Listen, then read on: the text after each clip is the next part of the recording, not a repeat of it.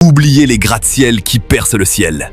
Tandis que l'homme bâtit toujours plus haut, les véritables architectes de la nature œuvrent en silence, tout autour de nous, sous nos yeux. Ils créent des merveilles si complexes que même les ingénieurs les plus chevronnés ne peuvent rivaliser. Nous allons découvrir l'œuvre magistrale de créatures minuscules mais incroyablement habiles.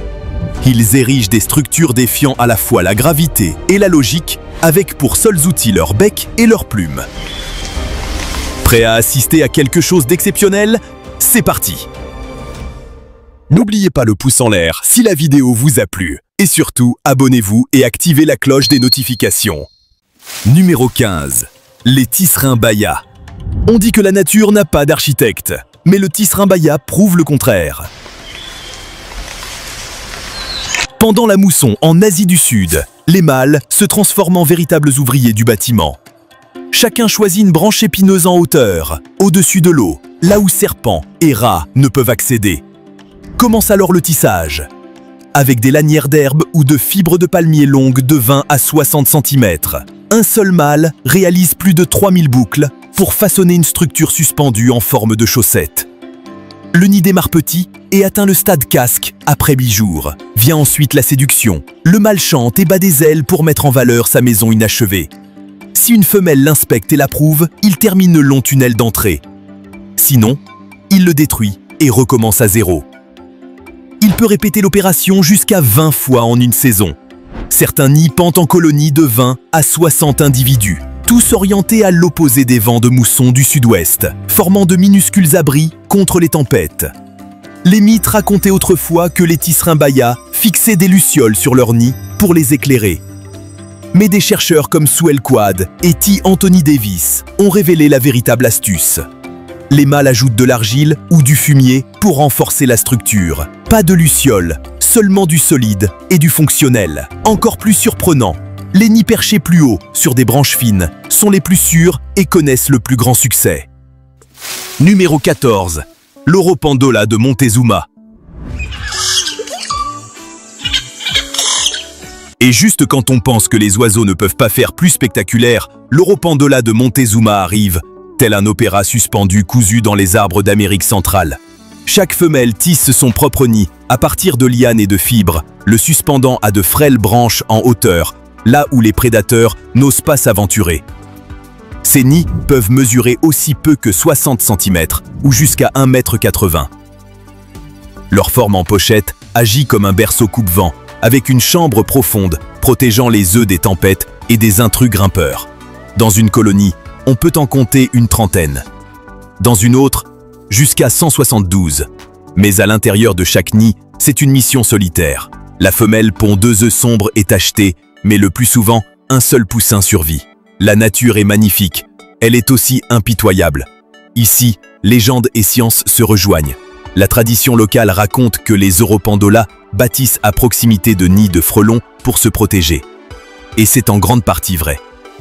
Les guêpes chassent les vachers et autres parasites, tandis que la présence des Oropandolas effraie les abeilles qui menacent les frelons. Une protection mutuelle, une alliance naturelle, invisible au premier regard. Et pendant que les femelles s'occupent de la construction, les mâles ne restent pas inactifs. Ils se balancent la tête en bas, exhibant leur longue queue jaune et lançant des appels bouillonnants à 500 Hz, comme un métronome vivant. Meredith Miles, biologiste, a décrit ces parades comme de véritables chorégraphies. Et tout cela, juste sous les nids qu'elle a patiemment tissés. Numéro 13. Le républicain social. Au cœur du Kalahari, le républicain social empile des brindilles comme un architecte dressant ses plans avec son bec. Mais il ne bâtit pas que pour lui.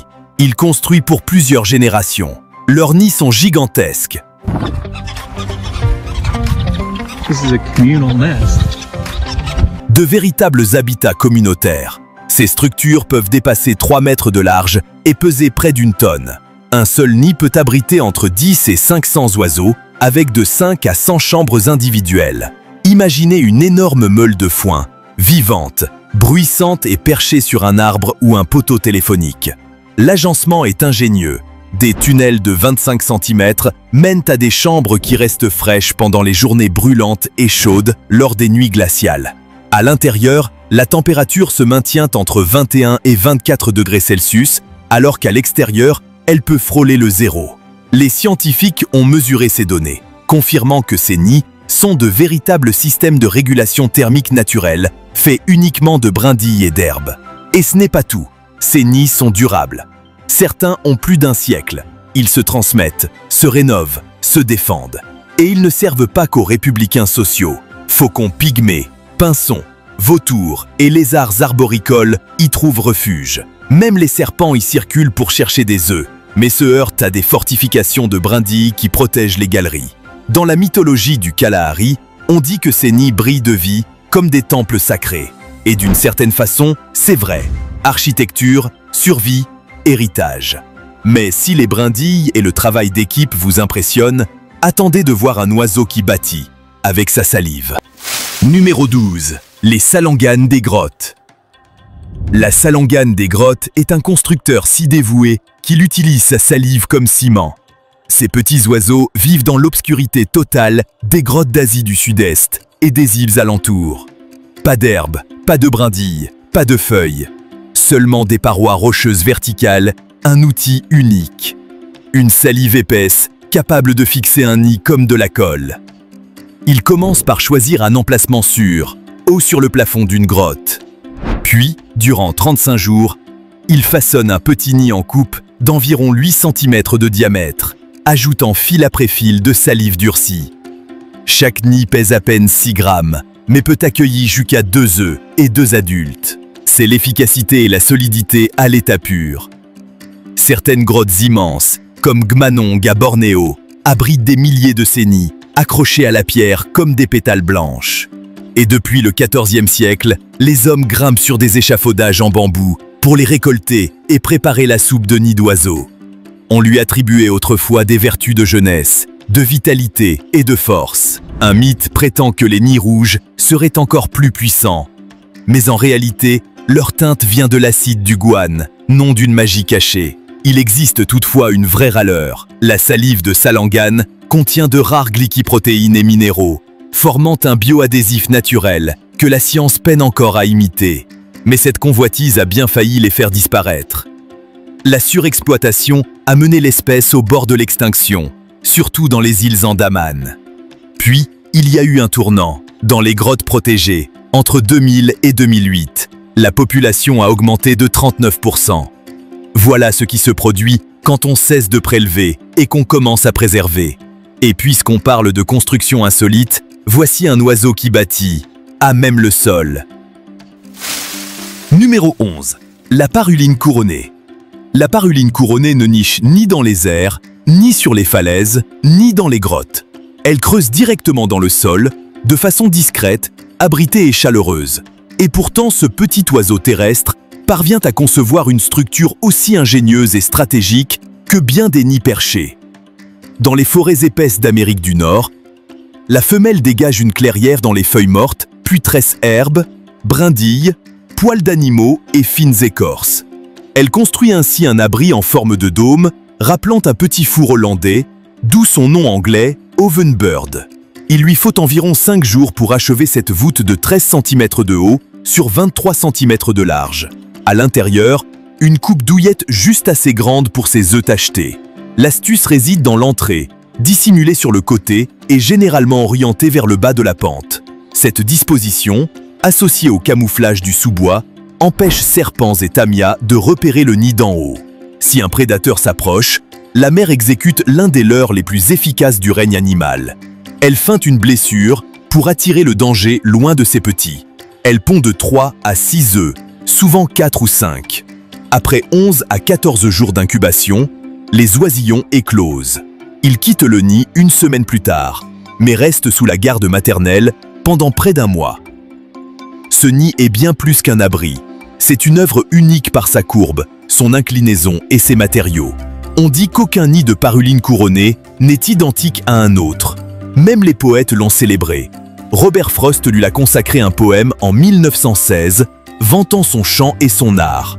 Et dans certains villages argentins, on pense que détruire un de ces nids provoque la sécheresse. On les considère donc comme des porte-bonheur, et parfois, on bâtit des maisons à proximité. Mais du sol forestier, nous repartons vers le ciel, là où l'architecture devient collective et où la boue est l'outil principal. Numéro 10. Les hirondelles des falaises.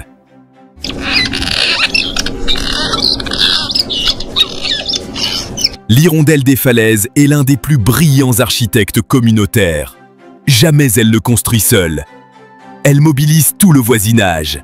Jusqu'à 1200 boulettes de boue, chacune transportée dans son bec depuis les berges et les flaques, sont nécessaires pour façonner une gourde à verser, une capsule suspendue en argile dotée d'un long tunnel étroit.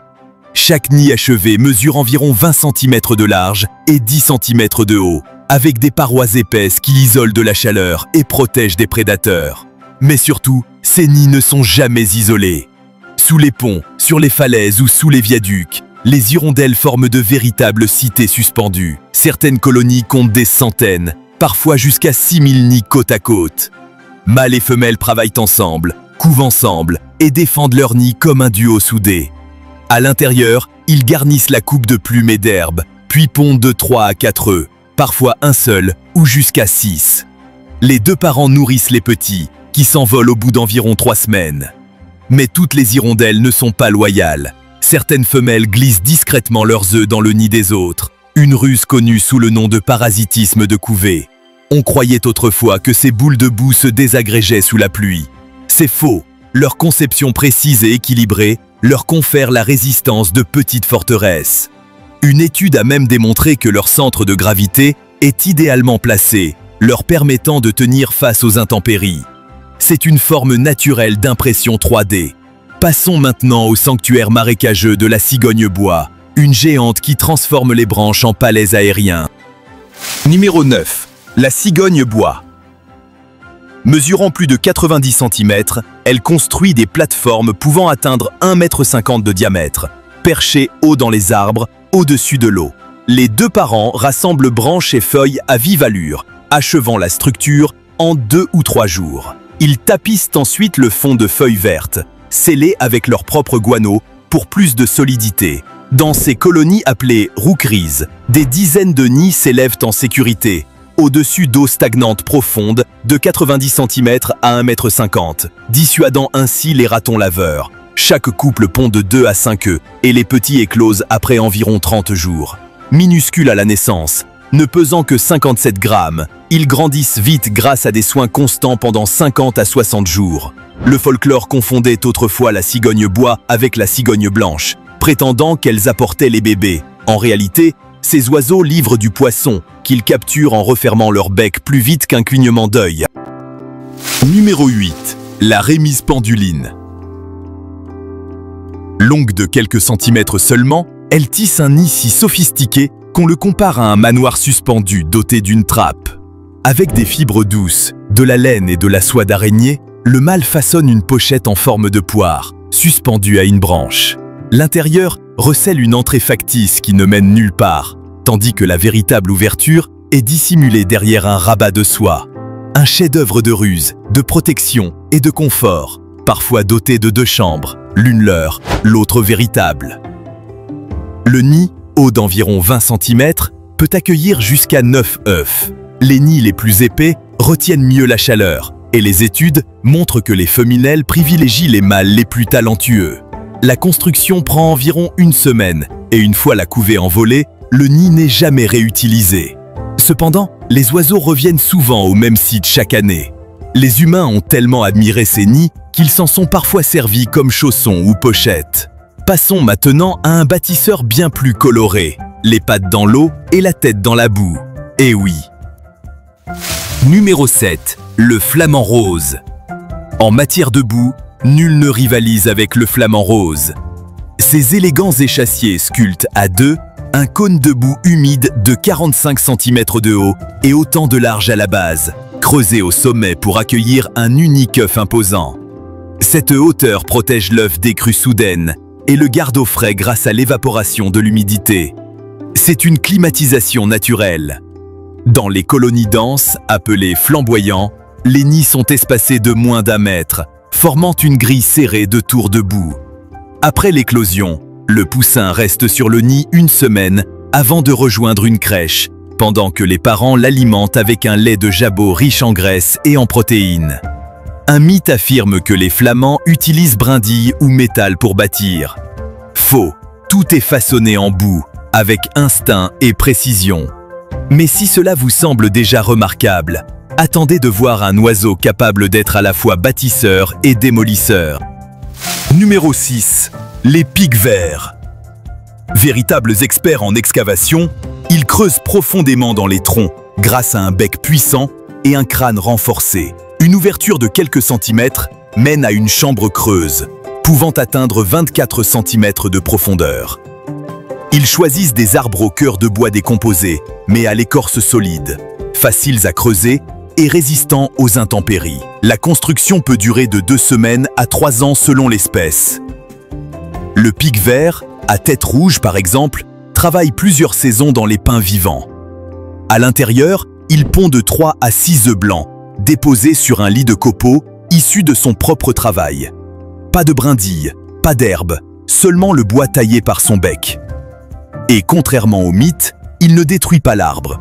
Il crée un abri qui servira ensuite à des chouettes, chauves-souris, insectes ou autres oiseaux.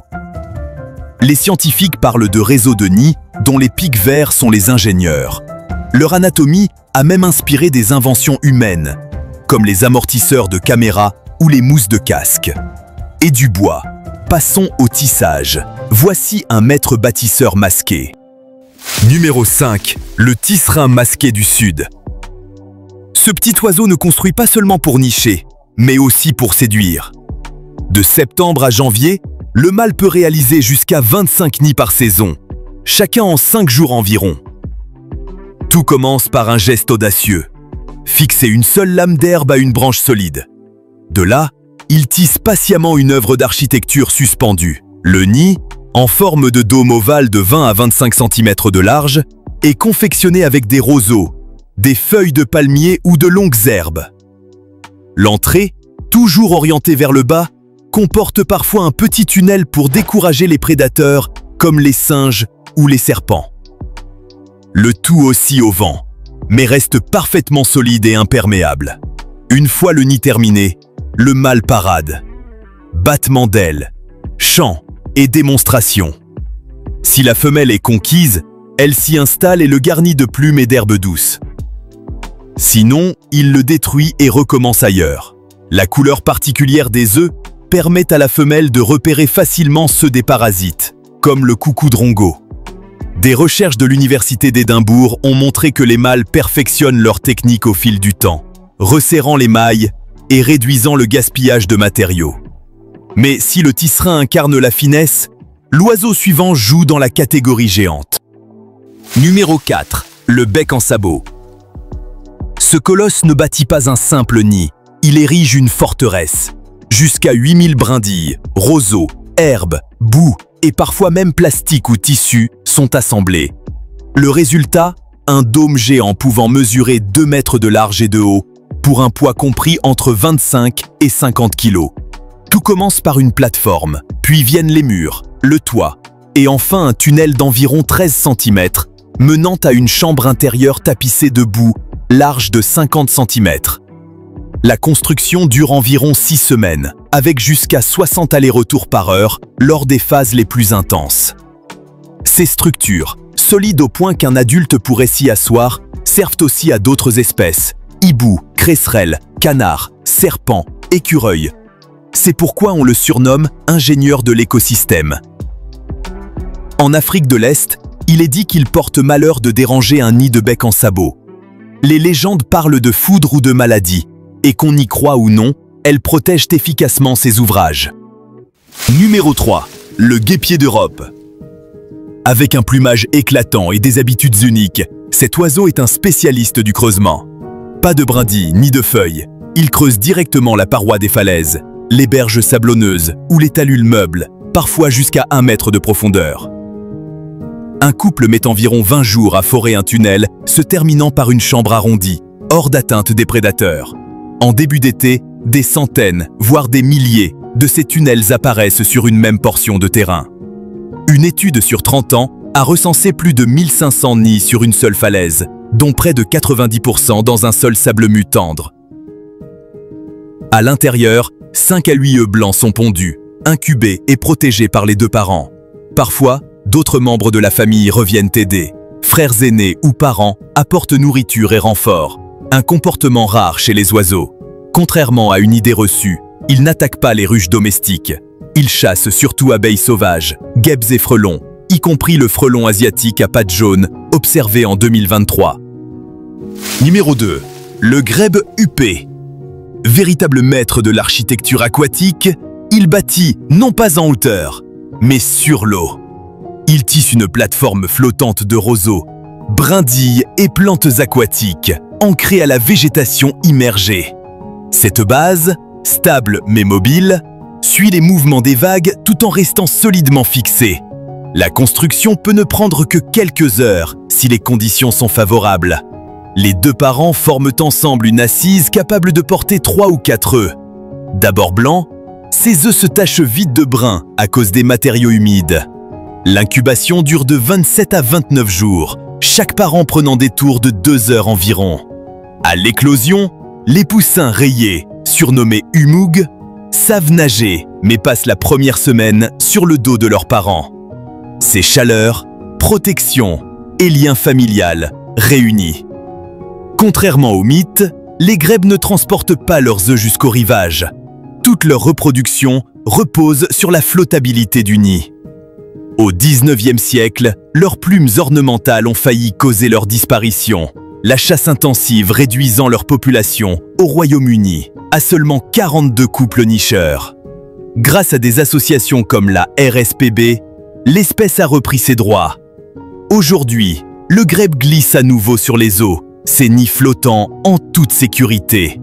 Et dans les hauteurs, là où les branches épaisses se balancent au vent, attend le dernier bâtisseur. Numéro 1.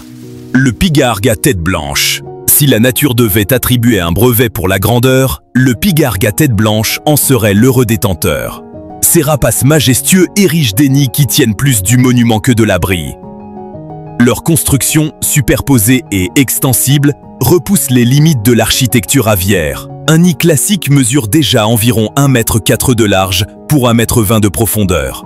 Mais la vraie prouesse réside dans leur fidélité. Chaque année, le couple revient y ajouter branches, mousses, herbes, voire varech. Au fil des décennies, ces nids atteignent parfois 2,70 m de large, 6 mètres de profondeur et près de 3 tonnes. Un nid construit en Floride entre les années 1950 et 1963 détient toujours le record mondial. Les pigargues choisissent des arbres imposants hauts de 18 à 60 mètres. Toujours proches de lacs ou de rivières riches en poissons. La forme rappelle celle d'un verre à vin renversé. Parois épaisses et profondes, intérieur doux et arrondi, véritable écrin pour les œufs. Des études, comme celle menée sur le Haut-Mississippi entre 1990 et 2012, montrent qu'ils privilégient la solidité des branches et la proximité de l'eau. Ils peuvent rester fidèles au même site pendant plus d'un demi-siècle.